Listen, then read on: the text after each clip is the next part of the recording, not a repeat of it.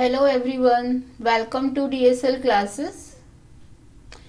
500 questions की series में once again हम सेकेंड पार्ट लेके आए हैं अल्कोहल, फिनोल और ईथर के कॉन्सेप्चुअल क्वेश्चंस को लेकर।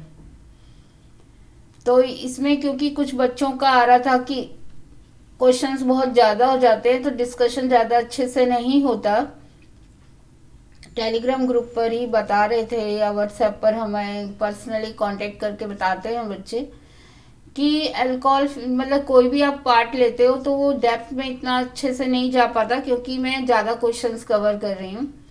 तो मैंने सोचा चलो इसे भी हम पार्ट जैसे सेकंड पार्ट ले रही हूँ तो उसके भी मैं 2 डिवाइड करके ले लूँगी ताकि ज़्यादा अच्छे से आप क्वेश्चन समझ पाएँ डेप्थ में।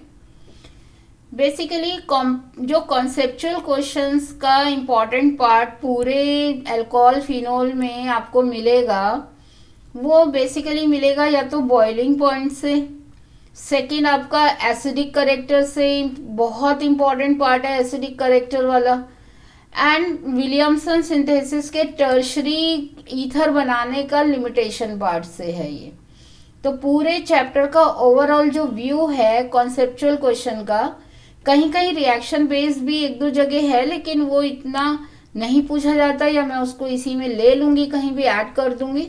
किसी पर्टिकुलर रिएक्शन के लिए आता है तो मैं उसको ऐड कर दूँगी, लेकिन जो बेसिक क्राइटेरिया है पूरे लेसन में वो 3 जगह आपको मिलेगा, boiling point, acidic character and Williamson synthesis पर बेस्ड आपको क्वेश्चंस मिलते हैं कॉन्सेप्चुअल पार्ट के। तो चलो बात अब हम इसमें से एक एक पार्ट का लेके चलेंगे। तो बॉइलिंग पॉइंट की बात करते हैं सबसे पहले। जैसे एक ये क्वेश्चन है बहुत important, the boiling point of ethanol is higher than that of methoxy methane. Methoxy methane है हमारा ईथर और इथेनॉल है हमारा अल्कोहल। तो जब भी आपको बेटा बॉइलिंग पॉइंट के बारे में कुछ भी क्वेश्चन आए तो आपका जो फैक्ट लगेगा वहाँ पर वो इंटरमोलिकुलर फोर्सेस पर, जैसे मैंने आपको हेलाइड में तीनों पॉइंट्स बता दिए थे कि इंटरमोलिकुलर फोर्स पर रहता है आंसर, या आपका साइड चेन के नंबर पर रहता है, और तीसरा आपका मोलर मास पर रहता है। तो क्योंकि यहाँ पर दोनों जो कंपेयर करा रहे हैं, सबसे पहले आप देखोगे कि कंपेयर किस में करा रहे हैं, तो एक है अल्कोहल और एक है ईथर। इन दैट केस आपका सीधा आंसर जो है वो उनके इंटरमोलिकुलर फोर्सेस पर ही जाएगा। यदि दोनों अल्कोहल होते, दोनों ईथर होते तो मे बी मोलर मास या साइड चेन का आइसोमर होता, बट इन केस ऑफ क्योंकि दोनों कंपाउंड फंक्शनल ग्रुप अलग अलग कंपेयर करा रहे हैं, इट मीन्स आपका answer nature of intermolecular force पर रहेगा।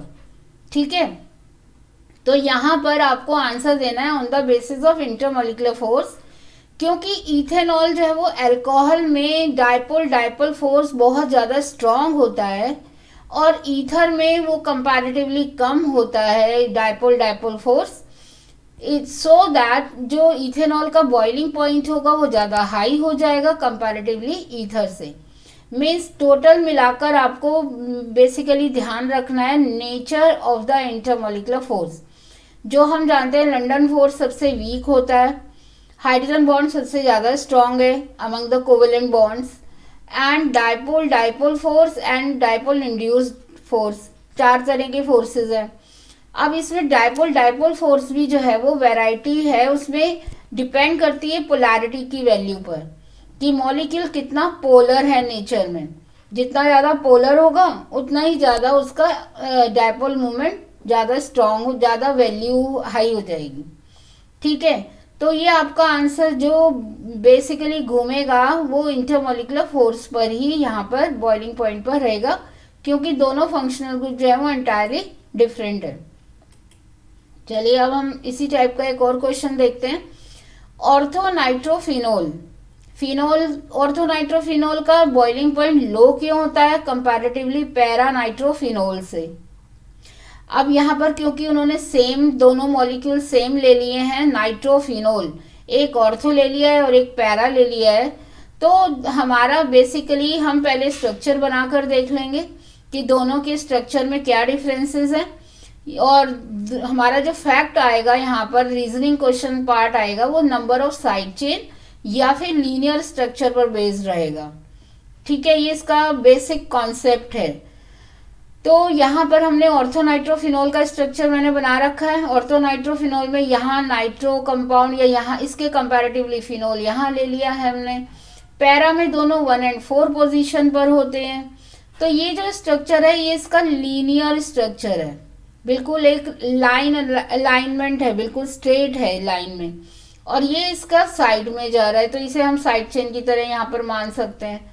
जहां पर भी साइड चेन्स आ जाती हैं उनका उस मॉलिक्यूल का सरफेस एरिया बढ़ जाता है, जिससे कि उनकी कॉम्पैक्टनेस जो है, आपस में टाइटनेस जो है वो कम हो जाती है एंड मॉलिक्यूल दूर दूर हो जाते हैं। एंड जब दूर दूर होंगे इंटरमॉलिक्यूलर फोर्सेस वीक होंगे तो बॉयल करने पर जल्दी बॉयल हो जाएंगे। जबकि लीनियर स्ट्रक्चर में क्योंकि मॉलिक्यूल ज़्यादा क्लोज आ सकते हैं, लीनियर है पैटर्न एक, तो ज़्यादा क्लोज मॉलिक्यूल पैक हो सकता है, in that case boiling point high हो जाता है। तो यहाँ जो हमारा आंसर है वो किस पर बेस्ड है? फैक्ट है side chain and linear structure पर बेस्ड। नेक्स्ट हमने यही फिजिकल प्रॉपर्टीज से ही एक क्वेश्चन लिया है सॉल्युबिलिटी पर। Alcohols are more soluble in water than the hydrocarbons of comparable molar masses. Comparable का मतलब कि लगभग यदि उनका मॉलिक्यूलर मास सेम हो, तो अल्कोहल जो है वो वाटर में ज़्यादा सॉल्युबल हैं इन ऑल प्रोपोर्शन में। आप अल्कोहल कम लो वाटर ज़्यादा लो, या वाटर कम ले लो अल्कोहल ज़्यादा ले लो, हर क्वांटिटी में वो, हर रेशियो में वो डिजॉल्व हो जाता है। लेकिन hydrocarbons on the other hand कैसे हैं? They are insoluble in water. Why? तो हमेशा ध्यान रखना है ये फैक्ट कि सॉल्युबिलिटी जो है वो हमेशा किस पर डिपेंड करती है? 2 फैक्ट पर डिपेंड करती है। एक, इंटरमॉलिक्यूलर फोर्सेस सेम होने चाहिए, यदि सेम है तो बहुत जल्दी सॉल्युबल होगी चीज। दूसरा, उसको डिजॉल्व करने में जो बॉन्ड ब्रेक होगा और सॉल्यूट उसके अंदर डिजॉल्व होगा सॉल्वेंट में, तो बदले में सॉल्वेशन एंथैल्पी, या वाटर है तो हाइड्रेशन एंथैल्पी इतनी ज़्यादा निकलनी चाहिए कि जो ब्रेक हो रहा है बॉन्ड वो उस एनर्जी को भी बैलेंस कर ले। In that case solvation enthalpy की वैल्यू जब ज़्यादा होती है तो वो चीज़ें बहुत इजीली डिजॉल्व हो जाती हैं। जैसे कि हमने हाइलाइट में देखा था कि पहला फैक्टर सेम था, ठीक था, लेकिन सॉल्वेशन एंथैल्पी इतनी कम थी कि वो डिजॉल्व नहीं हो पाते। तो ये दोनों चीज़ें जब प्रॉपर होती हैं तब सॉल्युबिलिटी आती है। अल्कोहल में ये दोनों ही चीज़ें जो है वो वाटर के लिए बहुत अच्छी हैं, बिल्कुल एक जैसी हैं, क्योंकि अल्कोहल भी पोलर है, वाटर भी पोलर होता है, तो सेम इंटरमॉलिक्यूलर फोर्सेस हैं। दूसरा, उसमें जब वो डिजॉल्व होता है तो सॉल्वेशन एंथैल्पी इतनी हाई निकलती है कि बॉन्ड इजीली टूटने लगते हैं आगे के मॉलिक्यूल के, और चेन बनती चली जाती है, इजीली अल्कोहल के मॉलिक्यूल डिजॉल्व होते चले जाते हैं। तो हाइड्रेशन एंथैल्पी भी इतने अमाउंट में निकल रही है कि मॉलिक्यूल इजीली डिजॉल्व हो रहा है। ठीक है, तो ये दोनों ही जो आंसर्स हैं, जो फैक्ट्स हैं, वो अल्कोहल के लिए बिल्कुल सही जा रहे हैं। इसलिए alcohol is completely soluble in water, while hydrocarbons में ना तो फोर्सेस सेम है, ना सॉल्वेशन एंथैल्पी निकलती है, कोई भी इसमें से फॉलो नहीं होता, इसलिए हाइड्रोकार्बन जो है वो डिजॉल्व नहीं होते। ठीक है, यहाँ तक आपको ये दोनों फिजिकल प्रॉपर्टीज पर क्वेश्चन मैंने आपको रीजंस के साथ समझा दिया। चलिए अब सेकेंड पार्ट लेते हैं एसिडिक करेक्टर का, क्योंकि एसिडिक करेक्टर बहुत इंपॉर्टेंट पार्ट है अल्कोहल एंड फिनोल के लिए। आपको यहाँ से 100% क्वेश्चन मिलने ही वाला है, तो इसलिए मैं इसको ज़्यादा अच्छे से आपको एक्सप्लेन करने वाली हूँ। हमारा इसमें पहला क्वेश्चन है कि orthonitrophenol is more acidic then ऑर्थोमिथॉक्सीफिनोल, या मे बी इसका एक और क्वेश्चन ऐसे भी आ सकता है कि orthonitrophenol is more acidic than phenol, है ना, खाली फिनोल से ही वो ज़्यादा एसिडिक क्यों है। तो दोनों कंपेयर में मैंने और करके दे दिया, क्योंकि जहां भी 2 क्वेश्चन का पैरेलल आंसर होगा मैं वहां पर और करके आपको दोनों के ही लैंग्वेज आपको बता दूंगी कि यहाँ पर आंसर आपका सेम आना है। तो फैक्ट क्या है भाई, एसिडिक करेक्टर जो है फिनोल्स का या किसी भी कंपाउंड का, मैं जनरल बात करूं तो एक किसी भी कंपाउंड का एसिडिक करेक्टर का मीनिंग क्या होता है? एसिडिक करेक्टर का मीनिंग है भाई जो उसमें से एच आयंस लूज होंगे, निकलेंगे एक्वस सॉल्यूशन में आने के बाद, वो जितनी जल्दी वो लूज करेगा एच आयंस को, उतना उसका एसिडिक करेक्टर फास्ट हो जाएगा। ये चीज आप याद रखिए। एसिडिक करेक्टर क्यों है? एच आयन की वजह से इन एक्वस सॉल्यूशन। और एच आयन की स्पीड, निकलने की स्पीड जितनी ज्यादा होगी उतना वो हाईली एसिडिक होगा नेचर में। अब इस एसिडिक करेक्टर को कौन बढ़ा सकता है? कौन कौन बढ़ा सकता है? Presence of withdrawing group. Benzene के लिए बता रही हूँ अभी फिलहाल मैं बेंजीन का एग्जांपल लेके। बेंजीन में यदि OH जो ग्रुप है फिनोल में, उसका एच आयन कब फास्ट निकलेगा? जब फिनोल के साथ कोई एक विथड्रॉइंग ग्रुप अटैच हो जाए, जैसे नाइट्रो, जैसे COH ग्रुप, जैसे कि आपका एल्डिहाइड ग्रुप। ये आप यदि फिनोल के साथ अटैच्ड होंगे तो एच आयन बहुत जल्दी निकल के बाहर आ जाएगा। तो they can increase the acidic character of phenol. और ऐसे ग्रुप का जितने ज्यादा नंबर होंगे उस कंपाउंड के अंदर, फिनोल के अंदर, एक NO2 है तो एसिडिक करेक्टर बढ़ गया, 2 NO2 है तो और ज्यादा बढ़ गया, 3 NO2 है तो हाईली एसिडिक हो गया। तो उनके नंबर जितने ज्यादा होते जाएंगे एसिडिक करेक्टर उतना बढ़ता जाएगा। तीसरा करेक्टर है कि OH से उसकी डिस्टेंस। जो फिनोल का OH ग्रुप है वो NO2 या COH से कितनी दूर लगा हुआ है। यदि वो बिल्कुल पास में लगा हुआ है तो एसिडिक करेक्टर बहुत जल्दी बढ़ाएगा, और यदि बहुत दूर लगा है, पैरा वगैरह पर लगा है, तो दैट मीन्स उसका इफेक्ट कम आएगा। तो ये चीजें हमें, 3 चीजें कंपेयर करनी होती हैं जब भी हम एसिडिक करेक्टर को चेक करते हैं। अब यदि इनका उल्टा हो जाए कि यदि विथड्रॉइंग ग्रुप की जगह लीविंग ग्रुप हो, जैसे मिथाइल, मिथॉक्सी, है ना, ईथर ग्रुप है जैसे, या मिथाइल एल्काइल ग्रुप है, तो वो विथड्रॉइंग की जगह आ गया लीविंग ग्रुप, तो भैया जो फिनोल का एसिडिक करेक्टर अपना था ना, वो उससे भी कम हो जाएगा, एसिडिक करेक्टर उसका डाउन हो जाएगा। और फिर वही चीज की जितने ज्यादा मिथाइल होंगे उतना ज्यादा वीक एसिडिक करेक्टर, जितना ज्यादा पास होगा उतना वीक ज्यादा, जितना दूर होगा उतना कम वीक होगा। तो उल्टा चलेंगे हम इसमें विथड्रॉइंग ग्रुप से लीविंग ग्रुप के लिए। ठीक है, ये 3 फैक्टर्स आपको आई थिंक क्लियर हो रहे होंगे, या यदि आपको आता भी है तो रिवाइज हो गए होंगे। तो अब आप कंपेयर कर सकते हो इन दोनों को, कंपाउंड्स को, कि भाई ऑर्थोनाइट्रोफिनोल में, और ऑर्थोनाइट्रोफिनोल ज्यादा एसिडिक क्यों है ऑर्थोमिथॉक्सीफिनोल से? क्योंकि भाई नाइट्रो ग्रुप है यहाँ पर जो कि विथड्रॉइंग ग्रुप है, जो कि एसिडिक करेक्टर को बढ़ा देता है। मिथॉक्सी ग्रुप जो है वो फिनोल में एसिडिक करेक्टर को कम कर देगा, इसलिए ये ज्यादा एसिडिक है कंपैरेटिवली ऑर्थोमिथॉक्सीफिनोल से। ठीक है, तो आपको थोड़े से ग्रुप का नाम याद रखना है कि विथड्रॉइंग ग्रुप एसिडिक करेक्टर बढ़ाते हैं और लिविंग ग्रुप एसिडिक करेक्टर को कम करते हैं। ये एग्जाम्पल्स के साथ ये फैक्ट जो है याद रखिएगा। वन मोर इम्पॉर्टेंट थिंग, यदि आपको लग रहा है कि मैं बिल्कुल स्ट्रेट आपको उतना ही आंसर दूं जैसे कि ये क्वेश्चन इम्पॉर्टेंट जो मैं दे रही हूँ 100% आपको बोर्ड में इनमें से मिलने ही वाला है, तो यदि आपको लग रहा है कि इसकी लैंग्वेज भी आपको पता होनी चाहिए एग्जैक्टली कि क्या लैंग्वेज में आपको कितने लाइंस में लिखना है आंसर, तो आप हमारा टेलीग्राम ग्रुप ज्वाइन करिए DSL क्लासेस 12, और उसमें आपको मैं जो भी पार्ट मेरा कवर होता जा रहा है ऑर्गेनिक का, मैं वहां पर उसके क्वेश्चन आंसर जो है वो अपने हैंड रिटर्न ही क्वेश्चन आंसर के नोट्स जो है मैं वहां पर डाल रही हूँ। और बदले में मुझे आपसे कुछ नहीं चाहिए, सिर्फ आप 3 या 4 या 5 जितने भी बच्चों को वो शेयर कर सकें वो दीजिए, ताकि क्योंकि नॉलेज हमेशा बांटने से बढ़ती है। ठीक है, तो join the Telegram group DSL classes के नाम से सर्च करिएगा, DSL क्लासेस 1 to 12, और ज्वाइन करिए। वहां पर आपको सारे नोट्स मिलते रहेंगे एग्जैक्ट लैंग्वेज में, जो आपको जितना आंसर लिखना है। यहाँ सिर्फ मैं आपको फैक्ट समझा रही हूँ जो बेस है उसका। नेक्स्ट क्वेश्चन भी हमारा कुछ उसी टाइप का है। Phenol is more acidic than ethanol.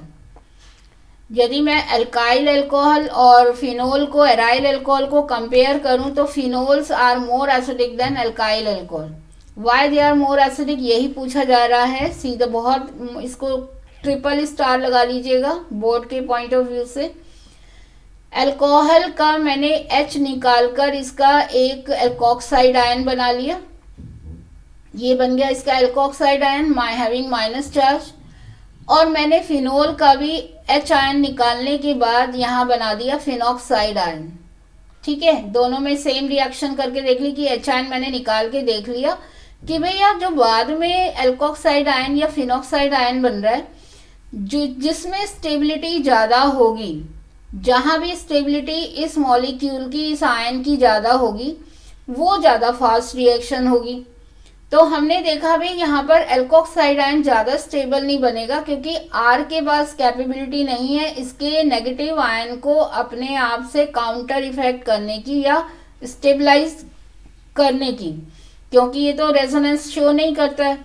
On the other hand phenoxide ion में बेंजीन का साथ मिला है ऑक्सीजन को, जिसकी वजह से जो इसका नेगेटिव चार्ज है या एक्स्ट्रा इलेक्ट्रॉन्स हैं, वो ये बेंजीन जो है वो क्या कर लेगा, बैलेंस कर लेगा with the help of resonance structures. आप वो बना भी सकते हैं, मैंने नेक्स्ट क्वेश्चन में डाले हुए रेजोनेंस स्ट्रक्चर, वो भी आप ऐड कर सकते हैं आंसर में। तो phenoxide ion is more stable as comparison to the alkoxide ions, therefore ये जल्दी होगा रिएक्शन, जल्दी फास्ट होगा रिएक्शन कंपैरेटिवली अल्कोहल के। So we can say alcohol phenols are more acidic than the alcohol. ठीक है, आपको क्या करना है, दोनों की स्टेबिलिटी को कंपेयर करना है रिएक्शन H आयन देने के बाद, कौन सा आयन ज़्यादा स्टेबल है। जो ज़्यादा स्टेबल होगा वही रिएक्शन ज़्यादा फास्ट होगी, जल्दी होगी एंड फेवरेबल होगी, एंड वही ज़्यादा एसिडिक करेक्टर यहाँ पर अपना शो करेगा फास्ट H आयन को निकालने के बाद। यदि आप इसके रेजोनेंस स्ट्रक्चर साथ में बनाना चाहते हो तो ये स्टेबिलिटी के साथ में बनाओगे। फिनॉक्साइड आयन की स्टेबिलिटी इस टाइप से क्या हो जाती है, बैलेंस हो जाती है with the help of resonance, right. तो ये आपने प्रैक्टिस कर ही रखा होगा, मैंने जस्ट आपको रिवाइज करवा दिया, और जिसको नहीं आता हो वो पॉज करे और बनाए अपनी कॉपी में इन स्ट्रक्चर्स को। Coming to the next question now, fifth, the C and O bond is much shorter in phenol than in ethanol, give reason। इसी से जुड़ा हुआ है इसलिए मैंने इसके साथ ही ले लिया है, नहीं तो मैं इसे अलग से डिस्कस करती। ये मैंने अल्कोहल में भी हेलाइड्स में भी डिस्कस किया था इस पार्ट को, कि कार्बन और हेलाइड के बीच का बॉन्ड, वहाँ हमने हेलाइड लिया था, यहाँ कार्बन और ऑक्सीजन के बीच का बॉन्ड छोटा होता है comparatively the carbon and oxygen in ethanol. तो ethanol is the alkyl alcohol and यहाँ पर हमें कंपेयर में दिया है फिनोल। तो यहाँ भाई देखो, फिनोल में हमने फिर देखे इसके बन रहे हैं रेजोनेंस स्ट्रक्चर्स, जो इलेक्ट्रॉन पेयर है ऑक्सीजन का वो अंदर जाकर पूरा डीलोकलाइज हो रहा है, और उसी दौरान आप यहाँ पर यदि ध्यान दो तो ऑक्सीजन और कार्बन के बीच में है भाई डबल बॉन्ड, है ना, डबल बॉन्ड यहाँ पर दोनों के बीच में। और डबल बॉन्ड जो बन गया है रेजोनेंस की वजह से, डीलोकलाइजेशन की वजह से, डबल बॉन्ड की लेंथ हमेशा शॉर्टर होती है सिंगल बॉन्ड से, और इथेनॉल में ऐसी कोई रेजोनेंस स्ट्रक्चर नहीं बनेगा, डीलोकलाइजेशन नहीं होगा, इसलिए वहाँ का बनता है सिंगल बॉन्ड, और सिंगल बॉन्ड की फॉर्म में ही रहता है लाइफ टाइम, इसलिए उसकी लेंथ होती है ज़्यादा, और इसमें बॉन्ड की लेंथ हो जाती है कम, राइट। तो ये इसके डबल बॉन्ड का रीज़न है, मिस्ट्री है behind the resonance structure. Now इसी से मिलता जुलता एक क्वेश्चन और आता है यहाँ पर, कि अल्कोहल जो फिनोलिक ग्रुप है यहाँ पर OH ग्रुप बेंजीन के साथ जुड़ा हुआ, वो इलेक्ट्रोफिलिक सब्स्टिट्यूशन रिएक्शन एक्टिवेट कर देता है ऑर्थो एंड पैरा पॉइंट्स पर। इसी को मैं ये भी कह सकती हूँ क्वेश्चन को कि why it is ortho and para directing group, या फिर ये क्वेश्चन आ जाए कि why it is giving the electrophilic substitution reaction. Activate करने का मतलब ही यही है कि वो इलेक्ट्रॉन की डेंसिटी को बढ़ा रहा है, इंक्रीज कर रहा है। तो कैसे इंक्रीज कर रहा है, ये आप इसके रेजोनेंस स्ट्रक्चर में जरा ध्यान दो कि ऑर्थो पर, यहाँ पर ये देखो ऑर्थो पर, पैरा पर, और फिर दूसरी ऑर्थो कंडीशन पर इलेक्ट्रॉन की डेंसिटी बढ़ जाती है due to delocalisation. That's why electrophile जो आएगा, जब हम मिक्सचर में इलेक्ट्रोफाइल डालेंगे और इलेक्ट्रोफाइल क्या होते हैं, पॉजिटिवली चार्ज्ड स्पीशीज। तो वो ऑटोमेटिकली ऑर्थो पर जाकर और पैरा पर बिना किसी फोर्स के जाके जुड़ जाते हैं और रिएक्शन कंप्लीट हो जाती है। तो हमें कोई फोर्स भी नहीं लगाना पड़ता। तो इसलिए हम इसे क्या कह रहे हैं कि ये OH जो ग्रुप है फिनोल में जुड़ा हुआ, वो रिंग में इलेक्ट्रोफिलिक सब्स्टिट्यूशन को क्या कर रहा है, एक्टिवेट कर रहा है। और यदि क्वेश्चन चेंज होकर आ जाए कि ऑर्थो एंड पैरा पर ही क्यों जाते हैं, तब भी हमारा आंसर यही रहेगा और यही हमें कैनोनिकल स्ट्रक्चर्स भी बनाने होंगे। एंड मैं आपको कॉपी में लिखने का मेथड कह दूं कि आप आंसर को थोड़ा छोटा लिखो, 2 लाइन में, 1 लाइन में, 3 लाइन में, टू द पॉइंट लिखो, लेकिन साथ में जैसे यहाँ पर मुझे स्ट्रक्चर बनाकर ही अपने आप को एक्सप्लेन करना है अपने रीजन को, तो आप इसमें कंजूसी मत करिएगा। रेजोनेटिंग स्ट्रक्चर अच्छे से जरूर बनाइएगा और प्रॉपरली होने चाहिए। ये नहीं कि एरो कहीं जा रहा है आपका और बॉन्ड कहीं और जा रहा है, वो 1 मिनट में ही पकड़ में आ जाता है और मार्क्स कट जाते हैं। ठीक है, तो आप इनकी जरा दो, क्योंकि हर एक ग्रुप पार्ट में, क्लोरीन वाले पार्ट में जो हेलाइड, थायराइल हेलाइड, उसमें भी इसी टाइप के स्ट्रक्चर्स हैं, फिनोल में भी इसी टाइप के स्ट्रक्चर है, पैटर्न दोनों का सेम है। तो आपने सिर्फ Cl हटा के OH लगा दिया। दोनों ही इलेक्ट्रॉन डोनेटिंग ग्रुप्स हैं, बेंजीन के साथ अटैच होने के बाद इलेक्ट्रॉन डोनेट कर रहे हैं यहाँ पर बेंजीन की तरफ। तो इसलिए कोई प्रॉब्लम नहीं है, सिर्फ आपको प्रैक्टिस करनी है। और अभी मैंने कल भी आपको एक वीडियो अपलोड की थी कि आपको रुकना नहीं है, हारना नहीं है। किसने नहीं देखी वीडियो, ज़रूर देखिए, बहुत काम की है। कि आपको जस्ट क्या करना है, चलते रहना है, जस्ट कीप गोइंग, चलते ही रहना है, रुकना नहीं है बिल्कुल भी, जब तक कि आपको सक्सेस नहीं मिलती। और जब बंदा करता ही रहता है काम, रुकता नहीं है, कछुए की चाल चलता रहता है, तो वो कछुआ हमेशा आज भी जीत रहा है और वो पहले भी जीता था। वो स्टोरी में आप पढ़ चुके हो कि always slow and steady always win the race. तो इसलिए बिना रुके धीरे धीरे चलते रहो। जैसे कि यहाँ पर अनअकैडमी भी क्या लेके आया है आपकी हेल्प करने के लिए, साइंस और मैथ्स के 10th 11th 12th क्लास का रिवीजन के लिए जो है सेशंस लेके आए हैं इम्पॉर्टेंट क्वेश्चंस का। जैसे मैं इम्पॉर्टेंट क्वेश्चंस रिवाइज करा रही हूँ आपको बोर्ड के पॉइंट ऑफ व्यू से, ऐसे ही मैथ्स और साइंस के 10th 11th 12th में भी वहाँ पर टॉप एडुकेटर्स आपको रिवीजन कराएंगे इम्पॉर्टेंट पार्ट का, इम्पॉर्टेंट क्वेश्चंस का। कब कब कराएंगे आप पूछोगे, कब कराएंगे, हमेशा कराएंगे, नो फिक्स टाइम है। रिवाइज इसका सेशन का नाम है रिवाइजथन एंड एक स्पीड से रिवीजन होगा। आप पूरा लेसन एक बार रिवाइज कर लीजिए, एक पूरा पार्ट रिवाइज कर लीजिए एंड उसका रिवीजन आप वहाँ कर सकते हो। एंड ये डिज़ाइन किसके लिए किया गया, स्पेशली मैथ्स और साइंस के स्टूडेंट्स के लिए किया गया, 10th 11th 12th क्लासेस के लिए। 12 दिसंबर को क्लास 11th का रिवीजन होगा 10:30 से 8 PM तक। 13 दिसंबर को होगा क्लास 12th का 10:30 बजे से 8 बजे शाम तक। एंड 13 दिसंबर को आपका क्लास 10th का रिवीजन होगा 10:30 से 5 PM तक। 13th को ही है 10th का भी और 12th का भी। पूरा दिन आपका रिवीजन क्लास चलेगी ये, और इम्पॉर्टेंट क्वेश्चंस आपको क्या किया जाएंगे, मैथ्स और साइंस के रिवाइज किए करवाए जाएंगे। और आप उसमें आपको बहुत सारी चीज़ें नहीं पता भी चलेंगी, क्योंकि बहुत अच्छे एडुकेटर्स हैं वहाँ पर जो ज्वाइन करने वाले हैं इसे। एंड जो भी नहीं आता है वो भी समझने को मिलेगा। एंड फ़ायदा ही फ़ायदा है, रिवीजन करके तो फ़ायदा ही मिलता है। कोर्स ख़त्म हो गया है, रिवीजन स्टार्ट हो चुका है, हर जगह आपको फ़ायदा ही होने वाला है, तो ज़रूर ज्वाइन करिएगा। मेरा ये नेक्स्ट स्केड्यूल रहेगा अब पार्ट 2 अल्कोहल का, जो रिमेनिंग पार्ट रह गया, विलियमसन सिंथेसिस पार्ट रह गया, एसिडिक करेक्टर को थोड़ा सा और टच करना है अभी हमें, तो उन दोनों को मैं लेकर फिर और कुछ क्वेश्चन डिस्कस करूँगी। Till then bye everyone.